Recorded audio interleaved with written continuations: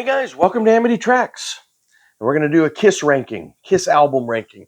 My previous video sort of delved into the whole complexity of do you love Kiss, do you hate Kiss? And we actually also talked about the live albums and compilations over on that video. So check that out if you haven't seen that yet. But this particular video is just we're going to be ranking the studio albums. Now we got 24 because even though I probably shouldn't, but it's fun. I am including the 4 solo albums from 1978. Just kind of see where they would slot in with the Kiss stuff. So yeah, 24 if you include those. Now again, this is just studio albums. So I think most Kiss fans would agree this is the best Kiss album. And this may be the second best Kiss album. The live albums, right? Alive and Alive 2. But we're not including live albums. So we're looking at that was loud. We're looking at ranking the studio albums. Okay, yeah, I think I have in some of my rankings I sort of fall in line. I've actually watched a lot of other rankings, Kiss rankings, and just kind of curious. And what's interesting is they really are all over the place. I mean, if there is any sort of accepted wisdom there, I mean it's a little bit, but the Kiss ranking, which is kind of cool. I mean, there's a wide variety of opinion on Kiss, even amongst fans over the best records, the best eras, all that kind of stuff. So some of my ranking I think falls kind of in the accepted wisdom. I think you'll see when I get to my top 10, sort of where my real heart lies. Which era of Kiss, but I don't know. I've got some hot takes. I think I do have some hot takes that some of you guys might hose me in the comments about. That's fine. That's all fun. It's all fun to talk about. My Kiss hat here, I bought. In the last video we talked a lot about the marketing and all that. I bought this at Kiss Mini Golf in Las Vegas. How rock and roll is that? All right. Anyway, here we go. Number 24, the one I have last. That would be Animalize from 1984. I'm those guys. I'm not a huge fan of kind of this hair metal era here. Paul Stanley. You have to credit Paul Stanley because Gene Simmons was kind of this sort of mid '80s era, maybe a little bit into the late '80s. Gene Simmons was kind of checked out, right, from Kiss. I mean, he showed up with some below par songs, put his name on the album, but Paul Stanley was really keeping this stuff together. Gene was off trying to be a star in Hollywood. It didn't quite work out for him, but he made the effort. So, I mean, this kind of whole era here, you have to credit Paul Stanley for trying to keep things together. Now, this is the only record with Mark St. John on guitar, and very sad story, right? He on this tour he developed some sort of arthritis that basically, he couldn't play anymore. So it's a pretty sad story there. But yeah, I mean, to me, this is fairly nondescript kind of hair metal. Heavens on Fire is great. Paul Stanley's soaring vocals there. Heavens on Fire was actually a legit, like, good single. But then you also have, from Gene Simmons, Burn Bitch Burn, right? With the immortal line, I want to put my log in your fireplace. Animalize. All right. Coming in at number 23. Now, the knock on this one is it's too long. And my critique of it is it's too long. That would be Hot in the Shade, of course, from 1989. Still kind of along some of these lines of the hair metal and all of that. It's falls into the trap of the CD era, right? It's 15 songs and it seems to just go on forever, and there's not a whole lot of great songs on there. It is sad that this was Eric Carr's last record with Kiss, right? The drummer Eric Carr, who would develop brain cancer and die not too long later. Little Caesar, it's all right. Maybe Cadillac Dreams. I don't know. I'm just not a fan of this one at all. So there you go. Coming in at number 22. I believe it was 11 years. I think there was an 11-year break between the previous record and this one. But I have Sonic Boom from 2009, right? One of two records that feature Tommy Thayer and Eric Singer in the band, controversially wearing Ace and Peter's makeup. I talk about that a little bit in the previous video. I don't really blame Tommy and Eric so much as Gene and Paul for kind of letting that happen. But so this was, this is actually a supposedly a favorite record of Paul Stanley. He thinks this is amazing. I don't. Opens strong. Modern Day Delilah is pretty good, but I don't know. To me, it just sort of falls. It sounds like, I think they were kind of explicit about this, like that they were trying to sort of recapture the 70s sound, and it just kind of sounds like that. We're just trying to sound like 70s Kiss. We got the makeup on, look, the whole thing. Just kind of rubs me the wrong. And I don't think these songs are as catchy as the 70s songs. I noted in my notes here that, at least at the time when I was listening through this recently, it seems like almost every song starts with the word "all right" or "yeah." So yeah, I don't know. It just doesn't strike me at all. Now, let's see. Number 21. You guys are probably wondering where this was going to go. But I do have Peter Criss, the solo. So the first of the 78 solo albums here to appear. I think generally the consensus weakest of the 78 solo albums is Peter Criss's. Now, in its defense, Peter was really trying to kind of delve more into the stuff that he really loved. So he was not trying to make this sound like a Kiss album. And it certainly doesn't sound like a Kiss album. I mean, he loved kind of some of that R&B, kind of some of that older rock and roll. And he's really, kind of leaning into that. So, in some ways, if you kind of forget Kiss and you try and just listen to this as, okay, let's listen to what Peter is trying to do, then it's still a bad album. There's really nothing redeeming this here. That's the Kind of Sugar Papa Likes. One of the more notable songs on here. All right, anyway. Coming in at number 20, we do have Crazy Nights from 1987. Look at those guys. Trying to get the reflection off of there. Yeah, their most, some people call this, Bon Kiss, like I'm trying to sound like Bon Jovi. There's a lot of synthesizers in there. Very much kind of hair metal with a lot of the pop sounds in there. I don't know. I actually had this a little higher a while back, but then re-listening to it again, it's just like, no, it really is not that great. Crazy Crazy Nights is a very catchy song. I think, even at their lowest, they could always usually come up with like a pop hook, or a great riff or something. Anyway, I think Crazy Crazy Nights is all right. Lyrics a little cheesy.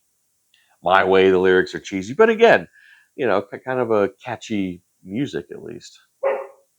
Yeah, there you go.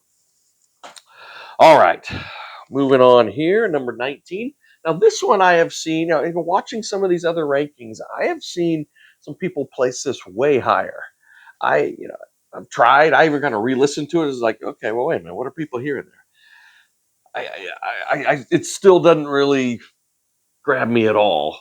I have Asylum here from 1985. To me, this just sort of fits into that era, which I'm not a huge fan of. Opener, King of the Mountain's pretty good. And this, I believe this is the debut of Bruce Kulick, the unsung hero and kind of late 80s and 90s Kiss on guitar. Tears Are Falling, I think, was the hit, right? Yeah. Anyway, I tried because I've seen, this is sort of, kind of had a lot of reevaluation amongst Kiss fans, and I've seen it pretty high in some rankings, but not for me. Sorry. All right. Moving right along here at number 18, I do have the other album from the latest lineup, Monster from 2012, and this was, of course, the final studio album from the band. Yeah, obviously, I have this ranked, several spots higher than Sonic Boom, so I do like this one a little better. I think it is a little bit more solid. Um, not To me, not quite as obvious, trying to just kind of sound like '70s Kiss, but yeah, kind of. And I didn't mention on Sonic Boom, and you really start to hear it here. But Paul's voice is kind of going. It just, I mean, man, that guy used his voice, the '70s and '80s and the '90s, and it's just a killer rock and roll voice. But it's a lot of strain over the years, and it starts to weaken in the 21st century here. So yeah, I've got Monster here. All right, moving on to number 17. This is kind of high, although I've seen this rise up a little bit in some recent rankings too. So maybe there's some reevaluation of this one too. I always thought this one is a bit underrated for how it kind of used to be viewed, and that's Carnival of Souls, the final sessions, 1997, which I believe it was recorded a year or two prior. So the story here, right? This one gets lost in the shuffle because it was not released immediately. Because they had recorded this. Paul Stanley wasn't really excited about it anyway. It was really Gene Simmons pushing this. We got to kind of get on the grunge train, but it's however many years a little late. And then they kind of get going with the reunion with Ace and Peter and Psycho Circus and tour and all that, and this kind of got just shelved. But I believe there were some bootlegs circulating, and so so was it Mercury? Yeah, just decided to put it out. But there wasn't any tour for it. There wasn't any promotion. It's like, here it is. And so it does kind of get lost in the shuffle. All that being said, it sounds like a lot of marks against it. It's actually, I think it's pretty good. It's very heavy. It is kind of slower, a little kind of grungier, right? Um, but Hate, Master and Slave, was it Jungle? There's some good songs on here that I think should have gotten more attention. And the MVP here, you go on YouTube, you find some videos of interviews with Bruce Kulick. I mean, he talks about this album, quite fondly, and this was really kind of, he was really, because Paul was kind of checked out, and and Bruce Kulick was really sort of trying to kind of putting this together. But I think an underrated album. I mean, is it amazing? No, but it's not as bad as people used to talk about it. I think it's pretty good, and I think it's better than all these records that we just talked about before it. So, not a bad spot. At number 16, this is another one, kind of like Asylum, but even more, that really gets talked up amongst Kiss fans. A lot of Kiss fans really like this. They thought it was this return to form, this great heavy album. And I mean, I think it's decent, but I've never really loved it. To me, it kind of fall. I mean, it does get rid of some of the pop elements, the synthesizer elements. It's not Bon Kiss anymore, but I just don't think the songs are that intriguing. And I'm talking about 1992's Revenge. I mean, like a lot. Let's see, they're more serious in the leather there, the black leather. Um, yeah, I don't know. I don't think it's that amazing. Uh, Domino was kind of one of the notable songs on there. I've never liked that song. I always thought that song was kind of one of the creepy tunes from Gene. Unholy's a pretty great opener, I think. God Gave Rock and Roll to You. I've always really liked that, so that's cool. I like that. That's it's kind of a fun anthem. There's Car Jam on there, which was kind of an old jam with Eric Carr, sort of in tribute to Eric Carr because he had died. So this is Eric Singer is in the drum seat on here. Yeah, I guess I can understand why some fans really think this is awesome, but I don't know. It doesn't really grab me. It never has really. All right. So number 13. No, 15. Number 15. Psycho Circus. Psycho Circus. The fraudulent reunion album with Ace and Peter, right? You know, everyone was super excited when this came out because, oh man, the original band's back together. They're back in makeup. And then they're going to tour. When I say fraudulent, Ace and Peter are hardly on here. Now, you could spend hours going on YouTube with like interviews with all these guys talking about what happened here. Ace didn't show up, but according to Ace, he wasn't asked to show up. You know, all four of them only play on one song together, and it's an Ace Frehley song. It's "Into the Void," and it's one of the two best songs on here. So maybe that indicates maybe they should have actually just gotten in a room together and played, because "Into the Void's great. I think the other great lasting song on here is a title track. I think that is a fun rockin' opener. There's a reason they kept using that song live, really until the end. I think Psycho Circus is a great song.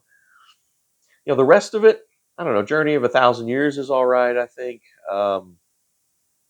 What's the Peter ballad on here? Is it Finally Found My Way? I'm trying to remember. Anyway, it's terrible. But stuff like You Wanted the Best and I Pledge Allegiance to the State of Rock and Roll. It's just, they're trying too hard. They're trying too hard.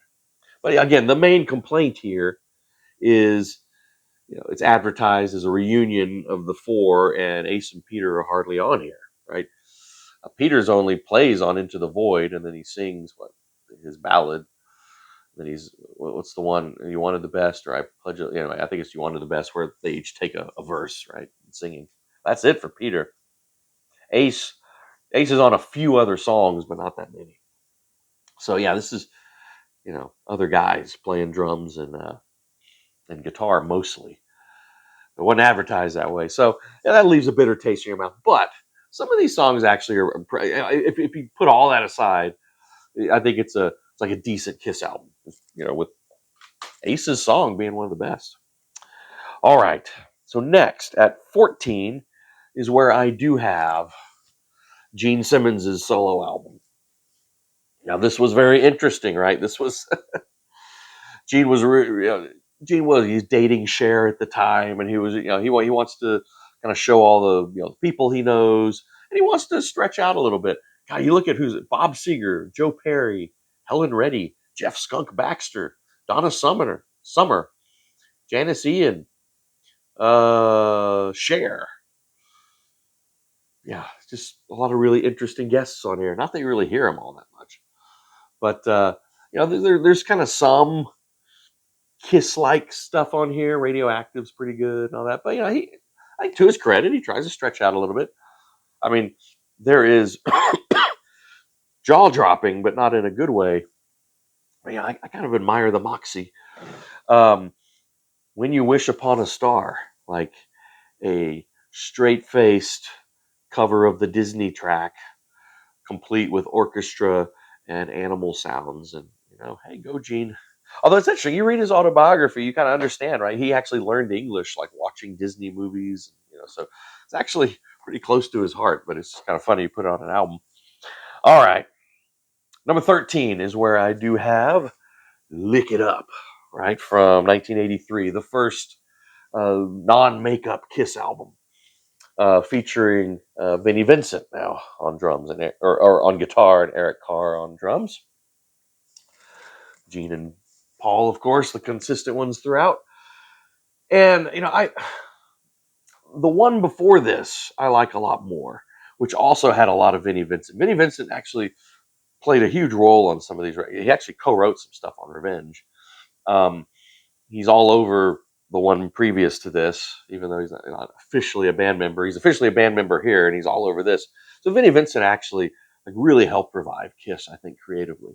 But if you ever read the stories, he's an incredibly difficult individual to deal with. So I don't know. A lot of people really like this record. I think the title track's fun.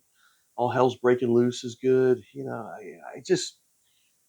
It doesn't grab me as much as the one previous to this. All right, what do we got next? At number 12, I have Paul Stanley's solo album. This sounds basically like a Kiss album. I think his goal was, I want to show that I can basically make a Kiss album on my own. So this actually sounds like a good 70s Kiss album. Tonight You Belong to Me, Wouldn't You Like to Know Me? Those are some good songs on there. It's pretty good. All right. So moving on to number 11, controversial record, but one that is, sort of been gaining a lot more fans in recent years. And so this is where, of course, I have Music from the Elder. Here's the cat. The cat walked in. Music from the Elder. This, of course, is the spectacular failure at the time. Their progressive rock failure, rock opera, whatever. Yeah, Eric Carr comes on board here. You gotta imagine, like, what did I just get myself into? I thought I was joining like this hard rock band, and this is Ace Frehley's final record. I mean, he thought it was a terrible idea, and he bolted after this. Uh, in hindsight, no, it's not a hugely, Gene Simmons kind of thought it was going to be the next Tommy or something, but it's it's not that successful. But and Gene and Paul to this day are embarrassed by it and think it's terrible. Um, and in some areas it's almost kind of Spinal Tapish, kind of Stonehenge. Um, but I admire the ambition. It's not executed all that well, but there's some great individual songs in here. Interestingly, some of the lyrics were co-written with Gene, by Lou Reed. That's kind of crazy. Um, but I think there's some really good individual songs on here. Dark Light, World Without Heroes, kind of uncharacteristic, sort of more kind of subdued vocal performance from Gene, which I think is actually pretty nice. The Oath, and it didn't help that when it was first released, it wasn't even released in the correct order to tell the story because the record company was kind of freaking out, so they wanted to put some of the singles up front. In later reissues, they actually order it correctly, so you can actually kind of follow the story, right? But Music from the Elder. I have seen this pop up kind of higher in rankings, like mine here, in more recent years. So it's not. I don't think it's that bad. All right. So let's see here. Top 10. Well, you know what's left. The 70s, basically. You still have one solo record, and there are two records from the 80s. What are those? All right. Well, at number 10, Rock and Roll Over. Now, we're getting into that classic 70s era. My very favorite album cover from Kiss, but my least favorite from that kind of classic 70s run. I don't know. It's not Calling Dr. Love is pretty classic. Um, Making Love, I guess. Yeah, I mean, it's good, but for me, it's just my least favorite of these. Although it is my favorite album cover of Kiss. Hard Like a Woman, I think, is fantastic. That was an interesting story there because Paul Stanley wrote that thinking he was going to give it to Rod Stewart. Well, and you listen to the song, you can hear Rod singing that. Rod didn't want it, and so Peter Criss takes it, and it's perfect for Peter Criss's raspy voice. So I think there you go. All right, number 9, another one from the classic run. I've seen this one all over the place. Very high on some people's lists, but kind of lower. Is one of my less favorite of the classic run, Dressed to Kill. I think very cool album art. Fun story. This is their third record, right, from 1975, and they were so broke, they couldn't even afford. They didn't even own suits, and then they have to, I think, borrow these suits from their manager. Yeah, I think. Anyway, yeah, this is another one. Now they had been releasing records in rapid succession, and they were a little low on new material, and so they had to kind of dig into the Wicked Lester, material a little bit and revamp it. There were a couple songs. Wicked Lester, of course, with Gene and Paul's band before Kiss. She, yeah, She is one of those songs, and that's a great song. I don't remember the other one, but Come On and Love Me is on here. That's great. Rock and Roll All Night, which of course, their anthem. It's never been my favorite Kiss song, but and of course, the definitive version is the Alive version anyway, but the studio version's here. All right. Number eight's a little controversial, I think, kind of a hot take. Um, it's often pretty low and on a lot of lists, but I love it. Unmasked from 1980. Unmasked. Now, of course, they aren't unmasked. This title should have been used when Lick It Up came out, and they actually took the makeup off, but the name was already taken. So, yeah, this gets a lot of flack in a lot of corners for being kind of their pop, their kind of power pop, more pop record, and it kind of is. But I think it's fantastic. I mean, great hooks, great melodies. There's actually not a song on here I dislike, which honestly is kind of rare on a Kiss album. There's usually some songs I don't like, but I mean, this is fantastic. It really is. Great hooks, great melodies. I mean, make no mistake. Even at their hardest, Kiss was always trying to get a good melody in there and a good hook. So they're just more blatant about it. Shandy is just a pop song from Paul, which I think is fantastic. Naked City is good from Gene. Um, Talk to Me from Ace is a really catchy tune. I like Ace's three songs a lot, actually. Talk to Me, Torpedo Girl, Two Sides of the Coin. Yeah, I defend Unmasked. Here's another hot take because it's a little low. This is often people's number one. Destroyer. So I have it at number 7 from 1976. This is often cited as their greatest studio creation, produced by Bob Ezrin. I don't know if I love all the production on from Ezrin. The little intro to Detroit Rock City, which is one of their greatest songs, but I would just kind of wish they would just start the song. I mean, there's great stuff on here, right? Detroit Rock City, King of the Nighttime World, God of Thunder, Sweet Pain's pretty good. Do You Love Me? There's also Beth, probably their unlikely ballad hit for Peter Criss, right? Which is fine. It's fine. I do think Great Expectations is one of my least favorite Kiss. I really dislike that song. I think it's terrible, and it's really a strike on this, for me. But no, I mean, there's great stuff on here. I just don't hold it up as high as a lot of people do. Here's another maybe hot take. This is a little high for this one for a lot of people. But number 6 from 1979, I've got Dynasty.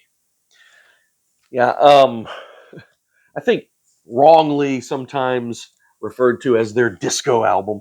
I mean, I Was Made for Loving You is disco. It's a great song too. I'll defend that song.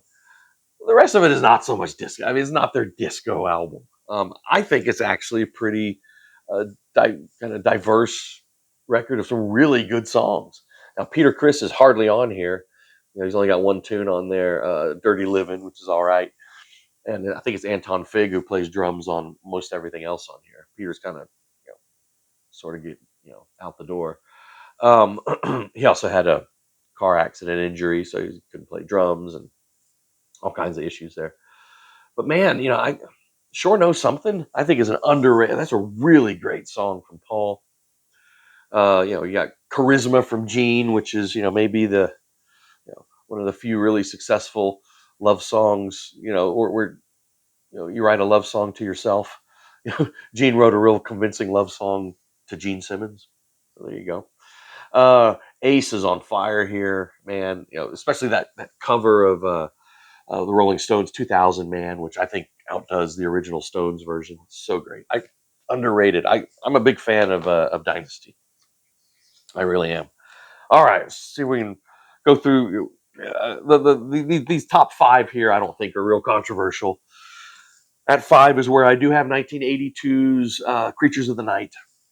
And this is their heaviest record. This was so good. It didn't do very well. It should have been huge. But man, this was so good. And I don't know why it didn't do great at the time, but it is today considered a favorite amongst Kiss fans.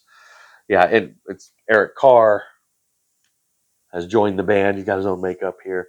Now, Ace Frehley is my favorite Kiss member, but he is not on this record. They put him on the cover, but there's a lot of Vinnie Vincent on here, I think, and then a bunch of other guys. But It is a heavy, heavy record. So good. Um, all the way through. I mean, that title track, man. And War Machine, such a great heavy rocker for Gene to sing.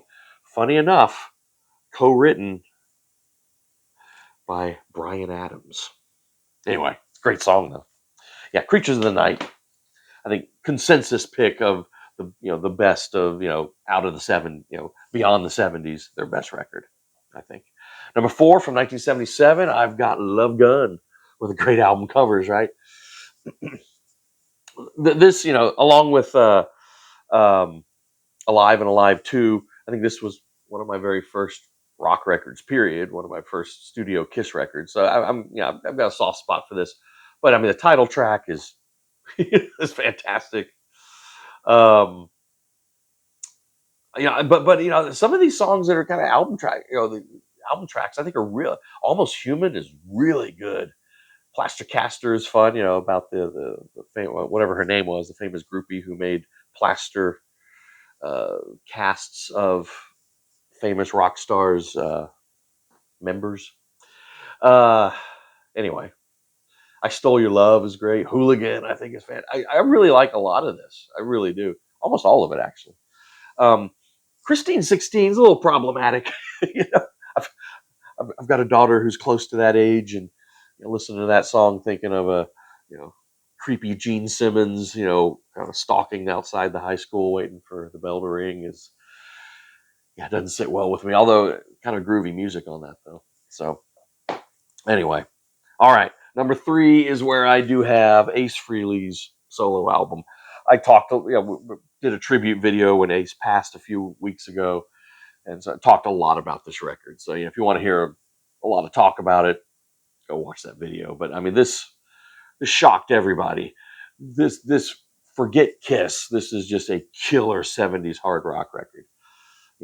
There's a consistency of topics here with his enjoyment of different substances. With Snowblind and Ozone and Wiped Out. But man, so good.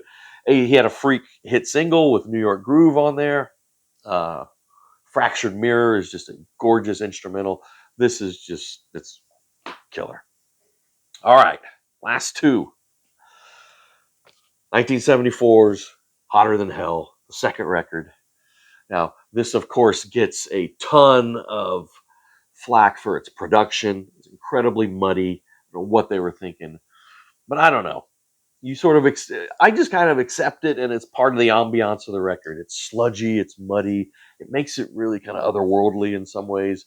But man, the track listing on here, got to choose Parasite, one of the probably the greatest riff Ace Frehley ever came up with. This is when Ace was writing songs, but before he had the confidence to sing songs. Oh, from Love Gun, Shock Me, Ace's first vocal. That song is so amazing. Anyway, but this is where Gene and Paul were still singing some of the songs that Ace wrote. But God, that riff on Parasite, Going Blind. It's another Gene song with a large age difference between him and a young woman. Hotter Than Hell is great. Watching You, Coming Home in Strange Ways, with just that whacked out guitar solo from Ace. Another song Ace wrote, and then but Peter Criss took the vocals on that. Yeah, sludgy production and all. I love Hotter Than Hell. Well, that leaves the debut, Kiss, from 1974, as my favorite Kiss record.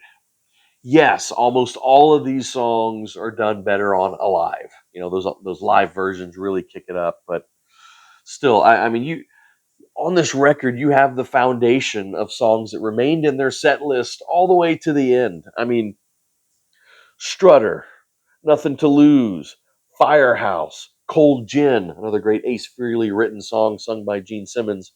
Ironically, Gene Simmons never drank, but Cold Gin, Ace certainly did. Let's see, what else is classic on here? Deuce. I even like Love Theme from Kiss. I think that's pretty cool. 100,000 Years. And what may be their pinnacle, Black Diamond, right? All those songs are on here. I mean, it is just classic. You can't deny it. All right. Okay, that's my Kiss ranking. I was trying to squeeze it in there as quickly as I could. So cut loose, unload in the comments. What did I get right? What did I get wrong? What's your ranking? What do you love? What do you hate? Let's talk Kiss studio albums in the comments. And we'll see you next time on Amity Tracks. And it won't be a Kiss video. All right.